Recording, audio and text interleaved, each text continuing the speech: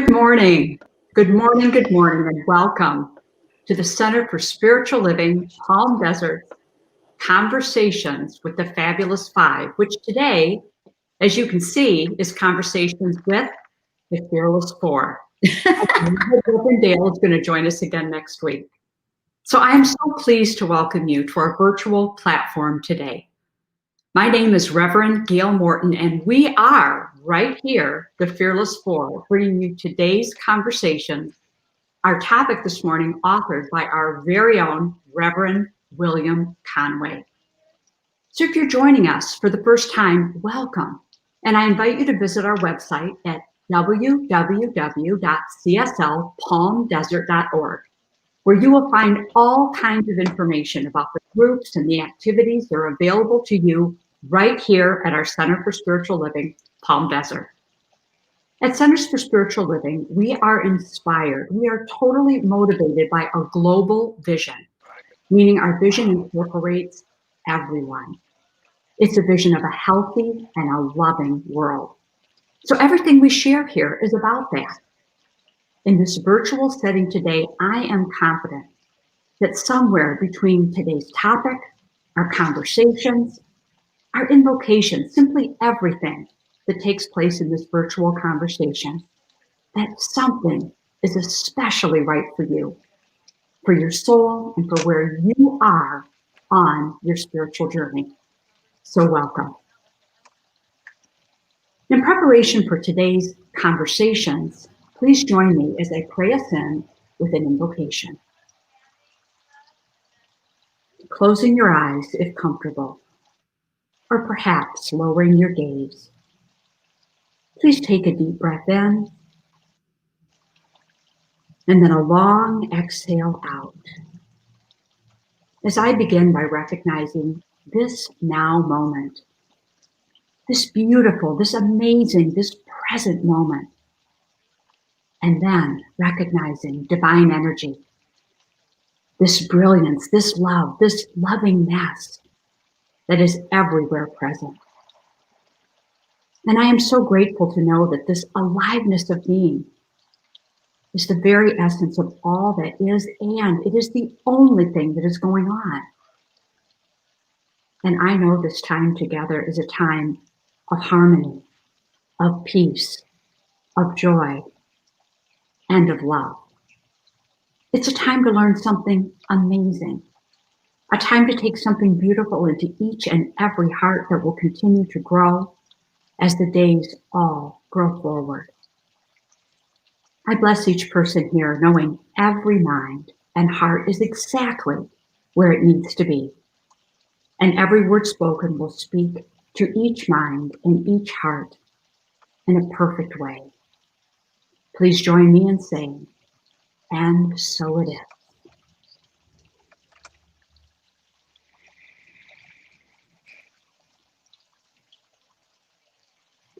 So every week, we like to invite you to learn a little bit more about each one of us. And we do this through posing and then each of us answering an introductory question. And this week's question, authored by our very own Reverend William Conway, is this. Now that it's getting cooler, what you like most about this time of year? So my answer here is pretty straightforward. Everything outside, and on cooler nights, a warm fireplace on the inside. So I love to hike, I love to bike, I love to swim, I love to play pickleball, all of these things outside. So this is a great time of year for all of this. And then when the sun slips behind the mountains and the air grows cool, my fireplace is a welcoming landscape into the evening. So Reverend Brad, how about you? So the question was, now that it's getting cooler, what do I like most about this time of year? That it's cooler. I was going to end with that, but just that it's cooler. It's funny, I've lived almost half my life in the desert, either this valley or Phoenix. Just that it's a little cooler, and you could. I love dining outside at 7, 8, 9 o'clock, and it's like perfect weather. It's still comfortable, even if it's slightly cool at 9 or 10. So I just love that it's cooler. Period. Who's next? Cheryl?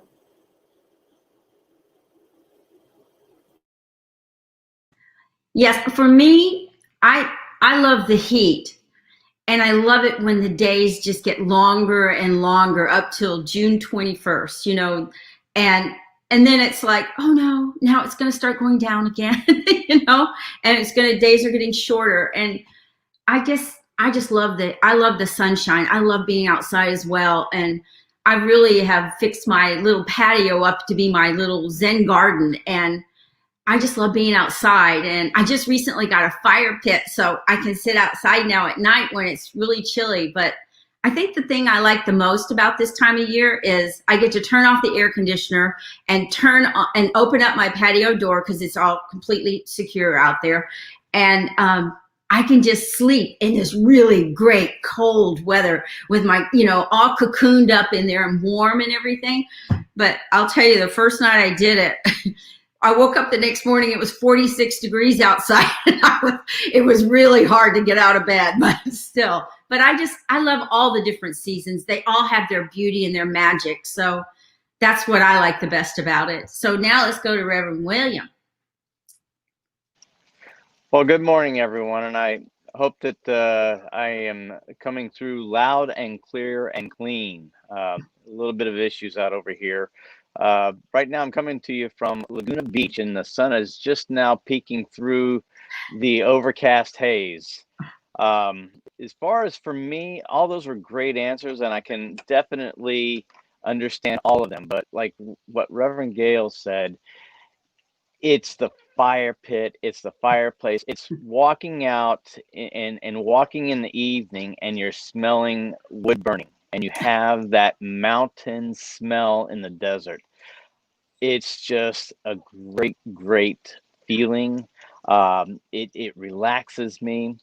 I do love the fact that, yes, because we live in the heat and we're dressed so minimally, I love getting out my Pendletons and wearing my nice flannel shirts. It's just so nice to wear that and to have style. I have so many jackets and sweaters and things of that nature that you just don't get a chance to wear at all for 6 to 8 months out of the year. So it's just a pleasure to be able to get those type of clothes out and to have layers. I just love layers and snuggling up under the blanket. All right, so this is as a follow-up to Gail's great topic last week. This is what I have for you. What are you waiting for? Gail talked about reframing and changing your emotional and mental response to people's and events was basically what I got out of it. It's definitely a great way to live life and to change where you are at mentally. So then I thought, what a great question. What are you waiting for? The next step after Gail's talk and what we did last week, what are you waiting for? Here at the Center for Spiritual Living in Palm Desert, we talk about your mind takes form through I'm sorry, let me reframe that. We control our lives by the mental equivalent of what we want to experience. God says yes. The law only knows how to do. It doesn't. There's no, oh, gee, I don't think that's a good idea, William. I don't think you really want to experience that. Spirit and the law just go, okay, you will have it and have it abundantly. So if you're not thinking and not expecting and not planning to have your life get better or to change, not necessarily better, but just to change where you are in whatever capacity that is, you first need to figure out what it is you want to experience. Then and only then can spirit and the law be able to manifest for you that which you desire. I have here a nice, this is on page 272 of the Science of Mind. We should make known our desires. And in confidence, we should wait upon the perfect law to manifest through. So that is my first statement. I'd like to open up to my fellow reverends and give some insights on that statement. Well, I was thinking that I know so many people that have what I call the wins. It's WHENS. So my favorite win statement is I'm going to go to the gym as soon as I lose some weight. So, or I'm going to do this as soon as this happens. And so basically what you're doing is you're putting out to the universe that you're projecting something that you're going to always be chasing. It's when it happens, not what, now it is happening. Now it is unfolding just as it should. And so, it's just like you're putting your life on hold rather than living it to the fullest right now in this moment.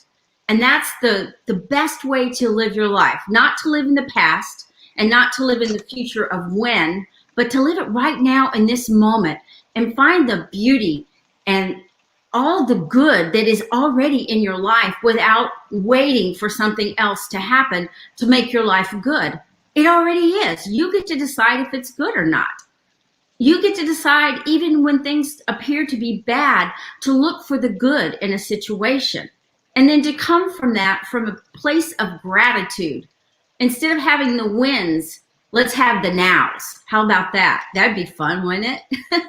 Okay, who wants to go next? Brad. I'll jump in. The catchy line in that phrase, thanks, Reverend Cheryl and Reverend William. The catchy line of the phrase was waiting upon the perfect law. So we know the law is always perfect. On top of that, it's always imperfect, right? It doesn't have an opinion or anything else. But it's also that description of waiting upon. So my interpretation of why Ernest Holmes wrote waiting, because if we're not waiting, then we might be trying to set a time limit of when I expect the law to manifest something. And that we don't have control over, right? Like, I want more money and I want it to come through this vehicle. But that's not what we can, that's not the best use of our directing the law for our desires. Because we're talking about the law as God, which is way bigger than our individual mind, right? So we think there's this way and this way and this way for income coming to us. And there's an infinite more ways for anything to come to us. So what if we just say, I want to live a financially abundant life and be open to that, as opposed to it's got to be the lottery, it's got to be that raise, right? So I think in that context and content is where that waiting comes in. Mm-hmm. That if we can get to a space where we are clear, the desired effect we want is already is felt within us, and we feel the truth of that financial abundance. I'll stay on that since that was the example I was using. That financial abundance is there. That's where that waiting upon the perfect law, because in that clear knowing, right, that we're one with God and we're one with that perfect financial abundance that is us, in that peaceful state and that grounded space, we can let go and let the law, because we've already told the law what it needs to do, can do it in its perfect right space for our highest good. It still doesn't mean it has a personality, right? It just means that here's what's in mind, that we've placed in mind, and that truth will show up and be there whenever it's going to perfectly reflect that financial abundance inside us. So I'm going to clean up my words there. So I feel financially abundant inside of me, and I don't care when it shows up. So I'm going to trust and wait upon the law to make that so in my life, because it's already inside me. And it's going to show up perfectly, in the perfect shape, in the perfect time, in the perfect way, period. So good time to take a breath. Well, thank you, Brad. And I'll jump in after you. So, as William said, and then we've really all echoed, the law always says yes. And what's important to note here in the law saying yes, yes to what? What is the law saying yes to? Well, it's saying yes to all that we embody. And we've talked about that concept of embodiment before. Our beliefs create our thoughts, which create our feelings, which could create our emotions, which then I'll picture as our actions. So, how does what we embody impact how the law says yes? I'd like to share a story just to give you an example. So, there's a great archivist of Jewish wisdom, and his name is Martin Buber. And he tells a story which I've retained for a long time. It just means a great deal to me. And it was about his grandfather. And he said that his grandfather was lame and that he had been so for many, many years. And he said that he prayed and he prayed and he prayed and he visualized and visualized. Yet he still found himself to be lame. And once they all asked him to tell a story about this great teacher that he talked about. And he related how the holy Baal Shem, his teacher, used to hop and dance while he prayed. And so as he was telling the story, his grandfather rose, and as he spoke, he was so swept away by his own story and the emotion behind it that he himself began to hop and dance and to show how the master had done it. Well, from that hour on, he was cured of his lameness. Now that's a way to reframe your reality, isn't it? The grandfather was so swept away by his own story that the sweep completely shifted the reality he embodied about himself. So in summary, he became the change that he wanted to see. Before he had prayed, but now he treated and moved his feet. Be conscious and deliberate about what you embody, because it's all about what you believe, what you think, what you feel, how you express what you feel, and then your actions that create your reality. So the totality of the above is what I mean by what you embody. And that's the important thing to remember, is that the law always says yes. And it says yes to you based upon the totality of what you are embodying. So you can be thinking consciously something, but if unconsciously you're feeling a different way, your beliefs are different, then the totality of what you embody is what you are going to demonstrate, what you're going to manifest, what is going to be seen as your reality. So that's my take on the law always says yes. It's always about what we embody.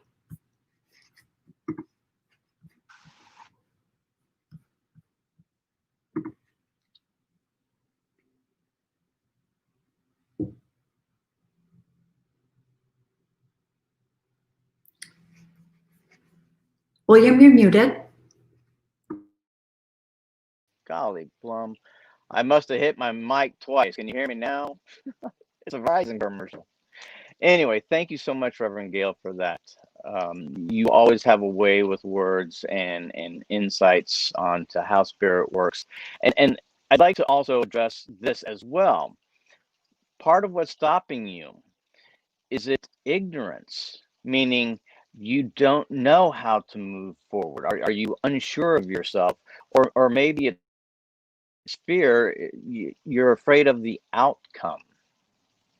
What Reverend Gail just spoke of addresses these two issues.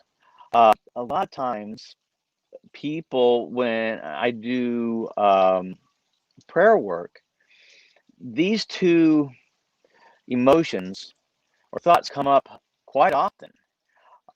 It's because they're unsure of themselves, almost kind of afraid to really put pen to paper and really declare what it is they truly want. Being afraid of that outcome or what it might take. But I'm here to tell you, and all four of us are here to tell you, that you are nothing less than divine spirit in action. And anything and everything that you put forth upon law, like Reverend Gale said, treat and move your feet. Anything you can think of that you want to accomplish, you can accomplish. The added ingredient or portion of that formula is you. You have to move. You have to be willing to step outside of that comfort zone, that little tiny box of what you know is minuscule compared to what spirit is and encompasses.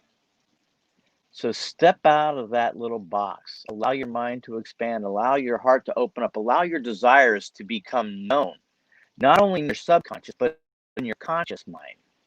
And move confidently towards those things which you want to experience. Now, if anyone has any comments while they're viewing this, I encourage you, please type it into the comment box and allow us to address those. If there's any comments that you have or any concerns that you aren't quite sure of, we are here not only to help each other as far as the four of us, but we are definitely here to help each and every one of you on your own individual path to your own enlightenment. So if anyone else would like to add on to that, I open up the forum. I'd like to add something, William, that when we are in living our lives daily, where do our thought patterns go? Like William was saying. So what, a lot of us, without realizing it, have been taught to be negative Nellies, I mean, we just go automatically to, instead of saying when a situation or whatever, a condition or something arises, instead of saying, oh no, this is horrible and everything. That's from our training, that we've been taught to always expect the worst in a lot of ways. I mean, and not necessarily that our parents were trying to make us negative or anything, but it was like a fear of harming ourselves when we were a child, for example, and they would say, oh, don't do that because this will happen, or I remember my grandmother saying, when I cross my eyes, if you keep doing that, your eyes are going to stay that way. It would scare you to death, and so you just, I was just playing around with it, but it was just those kind of thoughts that automatically take us when something occurs. A lot of times we go straight to the negative, and instead maybe just step back and say, okay, that's why I don't like to say problems or conditions or anything. I like to call it a new adventure. And some of my adventures are not as great of a ride as some of the others, but it's still an adventure. And when I think of it that way, what happens is that I look at it from a totally different perspective. I'm thinking, oh wow, how's this going to unfold? Let's take this ride and see what happens, but I found that by being in that state of mind of knowing that it's an adventure, it just changes and reframes everything. So it's like, I remember one time I knew I needed new tires on my car. I knew it. I had the money to do it, everything else. I just hadn't done it yet. And so I was driving a friend back home, and I had a flat tire, and it was just like so embarrassing. But not only that, he didn't know the gate code to let AAA in. So I had to walk up this big hill to get up to the top and tell the gate, okay, it's okay to let AAA in. And right when I got to the gate, AAA goes screaming by me, so then I have to go back down the hill. And the whole time I'm laughing. And finally he just said, what do you think is funny about this? I said, it's just like a comedy of errors. I knew I needed tires. I knew it was time to do it, and I just hadn't done it. So how could I be upset about it when it was all on me? I'm the one that created the situation. And to me, it was just so funny because this was something I created. I got to see it firsthand. I created this. Yay, and I remember going into the service stage to get my tires on the next day, and the guy said, "Oh my gosh, your tires are so bad." I said, "Yeah, but I used every bit of them. I slid right into home plate with these. I got every bit of use out of them." And he just looked at me like I was nuts, but it was just a different way of looking at it by thinking of it as an adventure. So maybe that'll help you. Just think about it. Who wants to go next?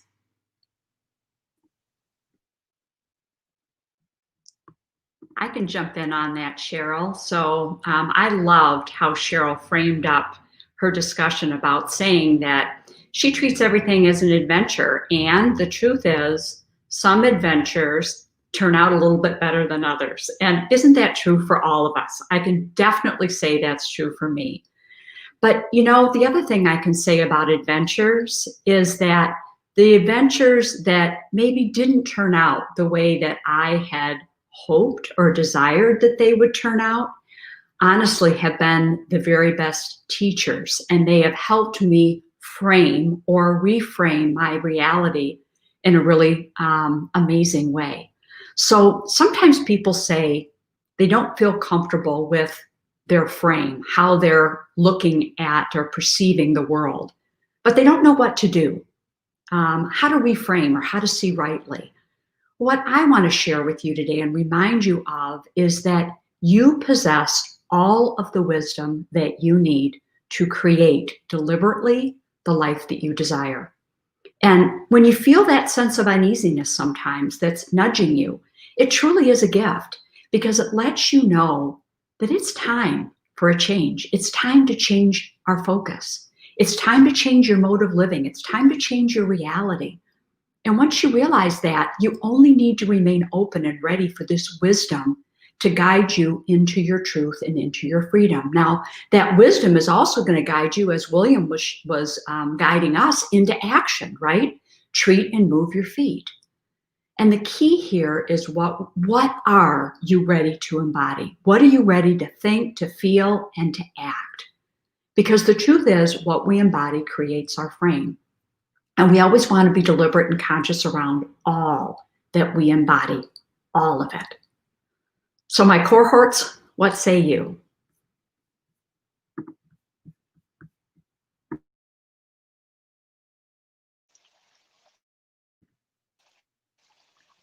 Will, you It want takes to me a go? while to. It just takes me a while to get my phone to unmute. I'm doing this remotely, so it's quite an experience. Let me tell you about exciting. Um, Here's another question, or here's another quote that I'd like us to have a little bit of a conversation about. And this is on page 246 of the Science of Mind. And it says this: the subjective law can only act upon that which it is given. So we must be very careful of our pattern of thought. That's a very interesting statement. A lot of people would look at be very careful, which means that, oh my gosh, I really got to watch what I'm thinking in the fact of negative connotations. But I think what Dr. Ernest Holmes was talking about here is our everyday thoughts, the thought patterns, that baseline of thought that each and every one of us has. That's what we need to be careful of. Not the actual thoughts themselves, but the overall baseline. Because let's face it, if you have a negative outlook on life, you can have a positive thought about this or that, but your overall thought pattern is on a negative side of experience. You need to change that. And I'm being specific here for everyone who is listening. Anything that you are experiencing right now, regardless of whether it's financial, whether it's emotional, whether it's relationships, you are the only person that can change that. So look at your thought patterns of what you've thought in the past. Once you can find the miscalculation or the misthoughts, negative thoughts, once you find those, and change those, the rest of your life will automatically fall in line with the new thought pattern that you are creating for yourself. Because like every single one of us says here, spirit, the law, can only say yes. So my feather, that's funny. My fellow reverends, let's talk about that. Yeah, so it only says yes. So it really doesn't care whether it's negative or positive, right? It just says whatever it is. So we can label something negative. I thought the quote was really interesting about be very careful of your thought.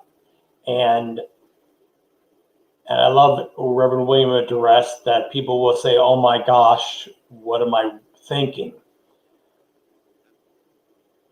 So if I have, oh, I better be careful, I'm taking a literal interpretation of this. They'll take a non-literal interpretation.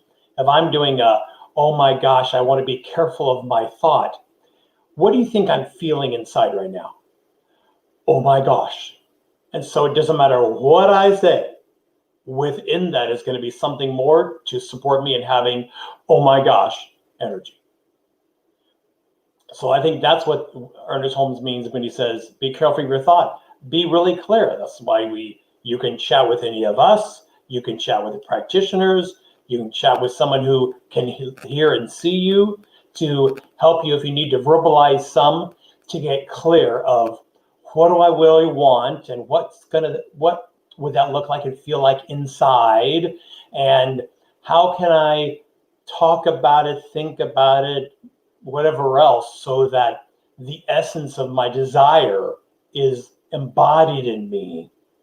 And in that space, then the law can say, I'm clear what I'm supposed to manifest now. I'm going to make that a yes. But if it's mamby-pamby and I'm not quite sure and I'm worried, I'm glad I say this a lot. I think I always loved reading the old guys, the people from the 30s and 40s that were teachers in the movement. And it was just very succinct. So it doesn't matter what it is. It's just, if it's in you, it's going to be outside of you. So I want smiles and joy and peace in me, because then whatever car I decide to buy, which I'm looking right now, or anything else, it's going to be a reflection of that smile and that peace and the joy that's already inside of me. So I love the being careful with our thought. And the easiest way to be careful with our thought is look at our life and say, well, that ain't what I want. So if that's not what I want, now I know what I don't want. It's clear to find out, to say, okay, the opposite of that is X. Oh, that's what I want. Now I'll work on embodying X. I've just taken care of being careful of my thought. I have a clear thought, clear manifestation. So, you see my little Christmas thing from my interview yesterday. I interviewed Dr. Michelle Madonna from the Mile High Church, and I thought of Christmas because her and I used to be married. We loved Christmas. And as soon as I pop on, she's got this massive Christmas background. So I was glad I at least, put my 2 cents in. So I'm not moving it until at least January 1st. Who's next? I'll go next.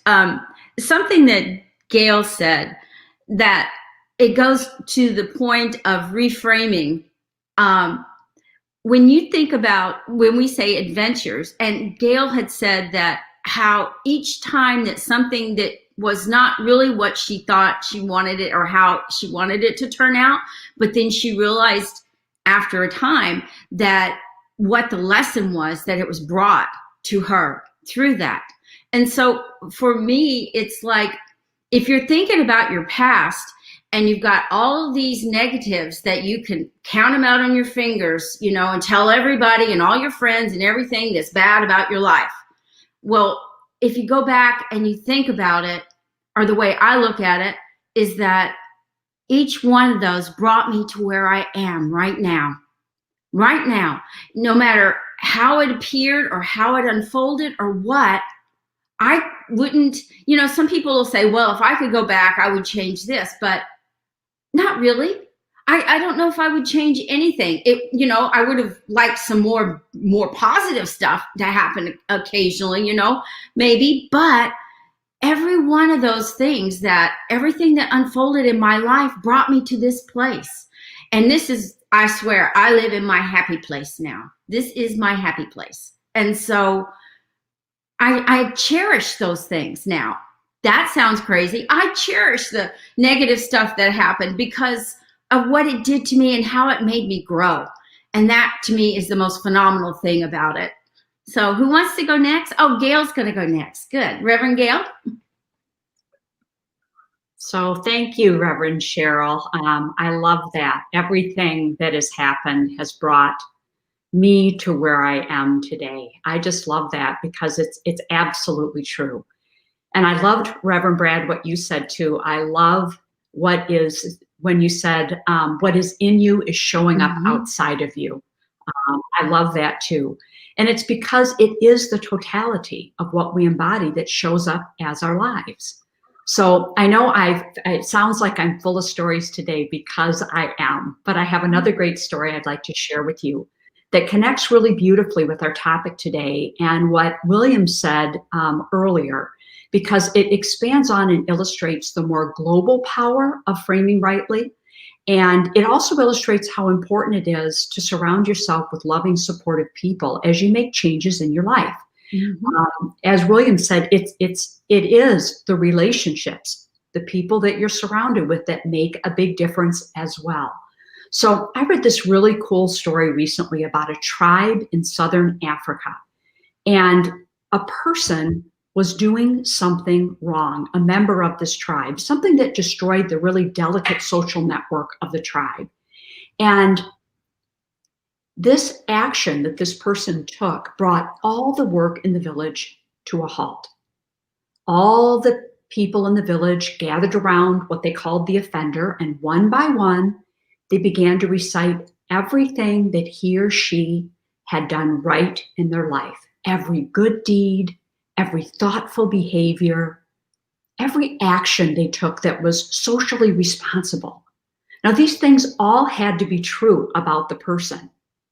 And each word that was spoken had to appreciate that person back into the better part of himself or herself. So the person was given a chance to remember who he or she is and why he or she is important to the life of the village. So when I read this story, I first wondered if the practice in this culture had always been this way. As Lori shared with us last week, was that their frame? Or maybe they had reframed it. If it was a reframe, did they grow to know that supply and demand are the same thing, right? A primary science of mind concept.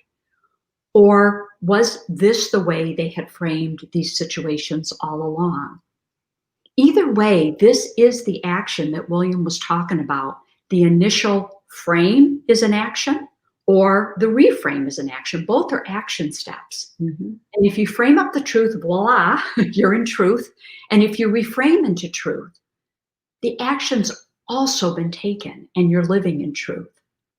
So in summary, be the change that you want to see.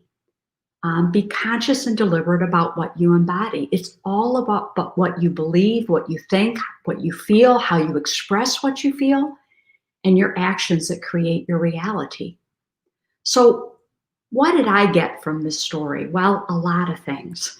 One of the things that it reminded me of is the importance of working with a practitioner or a minister. It's really valuable because the story that I told you, that's what Reverend Cheryl does for me. She helps me remember who I am and my purpose.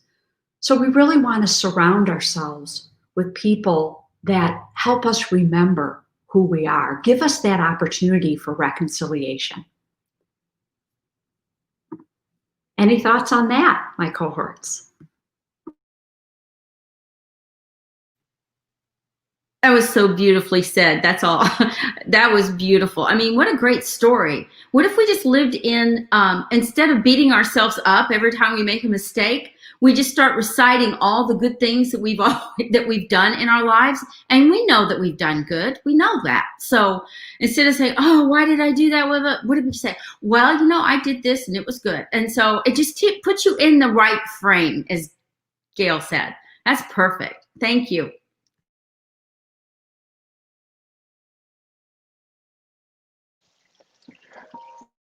Well, that was definitely wonderful, Gail. And I know that we're starting to get near our end. So I want to have this one last thought. So the question is that I put forth today, what are you waiting for? And so I want to read this again, another statement, another quote out of the Science of Mind. This, I believe, is on page 274 at the bottom. We cannot demonstrate beyond our ability to mentally embody an idea. That's a big one. The argument is between our experience, what the world believes, comma, and what we are convinced is the truth, capital T. What is spirit? What is God? It should be understood that we can demonstrate in spite of ourselves.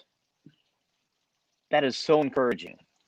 In spite of all the weaknesses, in spite of all the fear, in spite of all that is in us, because such is the power of truth, with the capital T again, meaning spirit, God, the universe. And here it is, right here. We wait only for our own awakened thoughts. I'd like to hear your thoughts on that one.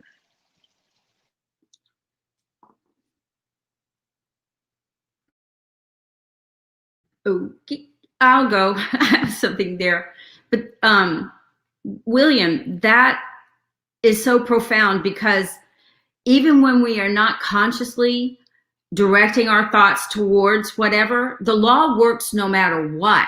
So if you're in that negative and you're saying, "Oh, I know this is how it's going to turn out," aren't you just totally vindicated when you say, "I told you it's going to be like this"? Well, guess what?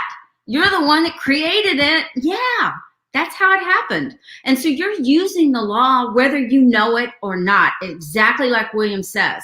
So that's why we say, stay in that positive mode and that positive frame of mind. And because you're going to create it whether you want to or not. That's so absolutely true.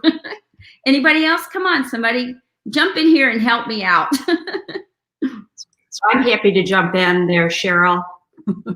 So I've got a simple thought process with that quote. And it really is, ask yourself this question: what is your truth? What is your reality? Because it is all that you embody, the totality of what you embody. Yes, we can be influenced by the world. We can be influenced by all that's going on around us. But what we have to remember is that the law always says yes to you. And on our Q&A monitoring, which I'm doing today, we've had one comment, and it said, no, this sounds so self-serving, sorry. It says, "Absolutely, I totally agree with you, Cheryl." That's the only comment we've had today. So I just looked down and realized it was, anyway. But we're just about to get to the point where we're ready to close. Any last thoughts from the Reverends? Yeah, I have a comment. Someone typed in, it says, "Brad, you are totally right on." Now, that one I just made up. Cheryl's was real. I made this one up. But it still goes along the line of what we're talking about here. What's my truth? Do I choose to know I'm totally right on, or do I choose to know I'm kind of hoping, possibly, maybe getting there? And I think one of the key things after this philosophy being around for 120 years plus is still just, the first two steps of treatment, right? There's one life, that life is God, that life is my life. And then I speak my word from the place of that. So the power and presence, all of it, is within me and speaking that place of God. That's a lot. That's a lot. And in studying this for 2 days or 20 years, some of us can still say, when someone says, "Oh, it's a nice shirt." Oh, this whole thing? You see where I'm getting at? where are we going to be able to choose? Like, no, I'm going to see how, at least for one day, my truth can be, I'm totally friggin' awesome. And when I speak and when I look, I act and be from a place of a person who is totally friggin' awesome. I expect to have short lines. I expect to have the flow of finances and love and connection, whatever I need today. And I get that. I expect that. I am that. And I'm not saying that's easy. Practice makes it better and makes it show more often. And partnering with a practitioner or a minister who can know the truth about you, that you are amazing when you slip and you don't. So that's the truth. So it's all about, I love Gail's summation of what's your truth? My truth is I'm an individualized expression of the infinite God. And I'm going to do whatever I can in every moment to manage my conscious mind, my subconscious mind, so that all the time I want that to be the truth. Always expressing. So, I love being with my people. I'll miss Dale today, and we bless Lori on her sabbatical, taking a leave. But you guys are awesome. So let's, I guess we're about ready to start our closing. If anybody else has a comment or anything before we close down, okay. Yeah, I'll make a little comment if you don't mind. I'd Go. like to just encourage all of us. Can you hear me okay? Mm-hmm. I'm sure you can. It's the holiday seasons, and one of the things that I find interesting is as everyone's looking forward to get together with their extended families, quite often you hear about the in-laws or the cousin or the uncle and, oh, the drama that's going to happen. Come from it from this point of view. Because of this teaching, and we know that our thoughts create our reality, come from the vantage point of gratitude. And I mean this.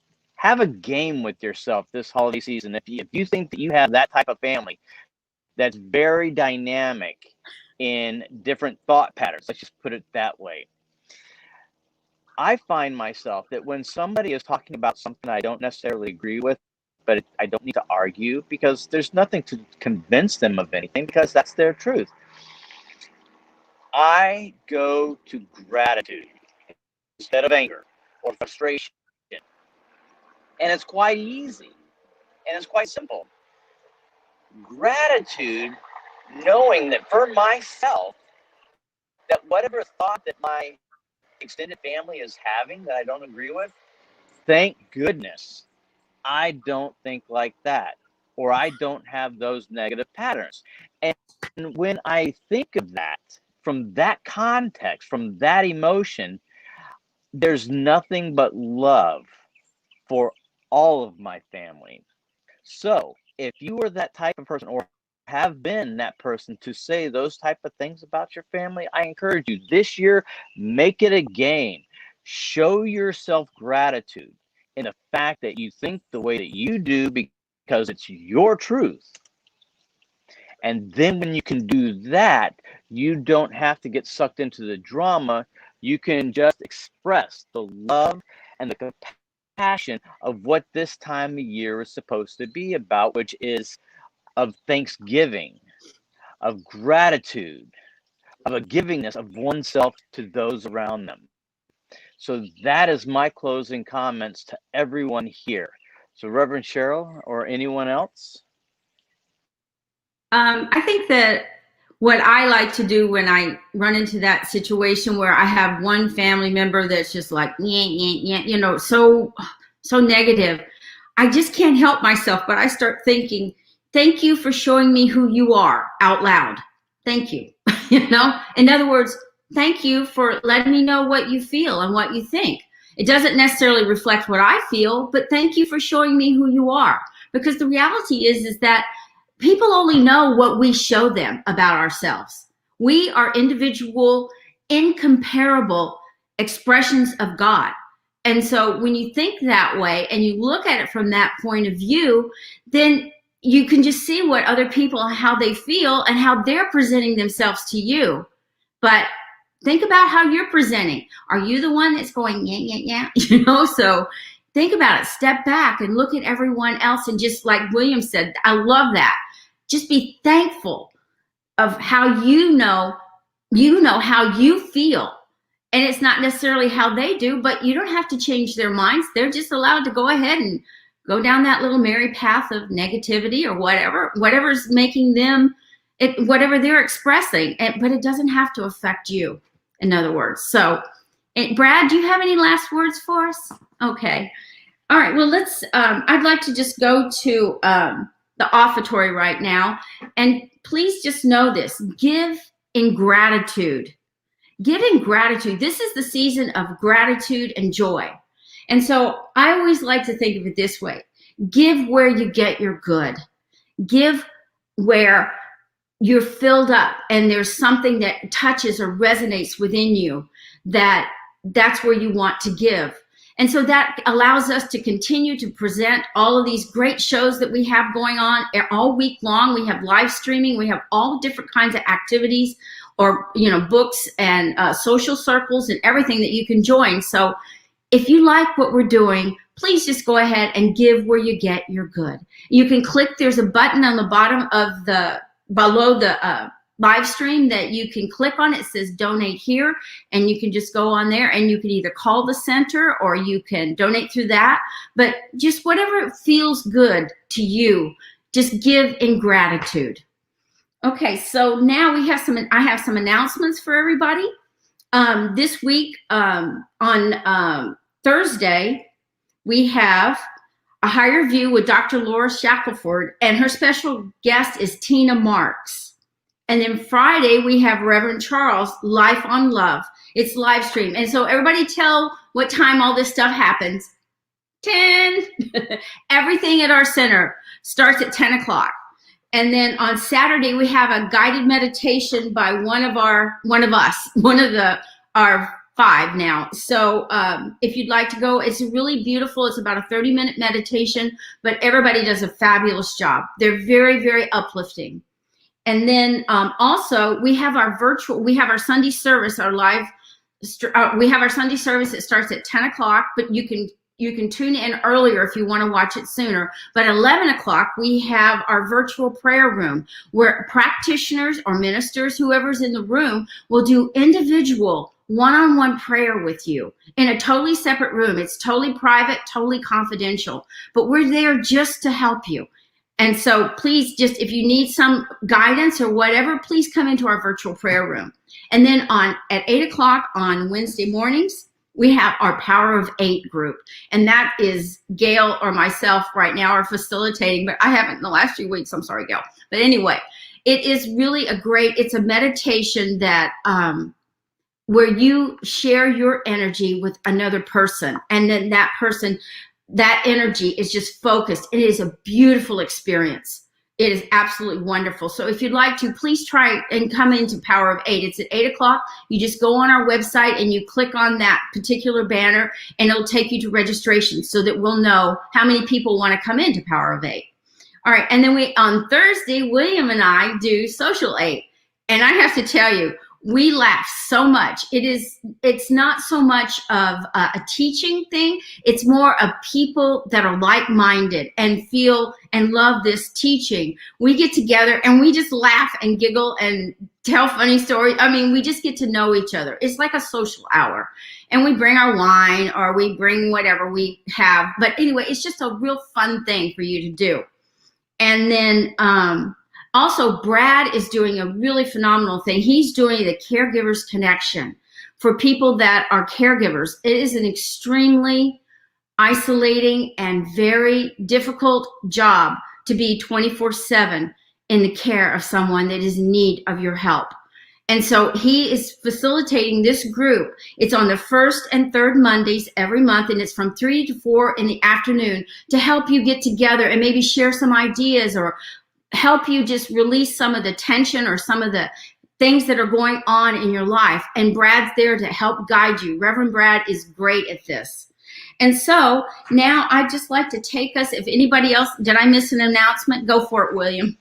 Oh, the very big one. Remember we filmed yesterday? Oh, Next week is Thanksgiving week. And on Wednesday, the Fabulous Five, we are doing a special gratitude service that will be broadcast on Wednesday and rebroadcast again on Thursday for the Thanksgiving holiday.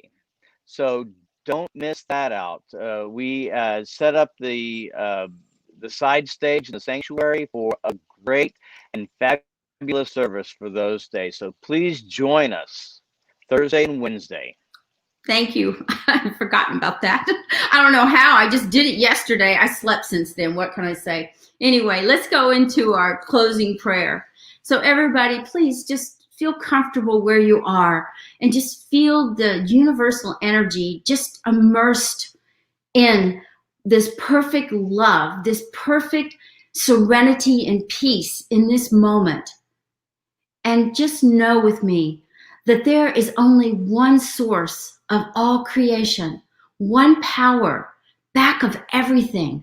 And this power is manifested as individualized expressions through each and every one of us.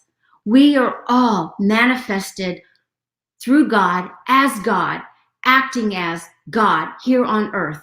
And I am so grateful for everything that has unfolded today, all the beautiful thoughts and the beautiful way that it's been presented by each and every one of my peeps. And I am just so glad to be a part of this group and all the wisdom and all the knowledge of all of the people here, all the different point of views that we present to bring understanding and to bring cohesiveness and to bring joy to the people that are here, not only to ourselves, because we all take away a nugget of beauty from each and every one of these sessions that we do. And so I just release my word, knowing that everything unfolded perfectly in divine right order, and so it is. Amen.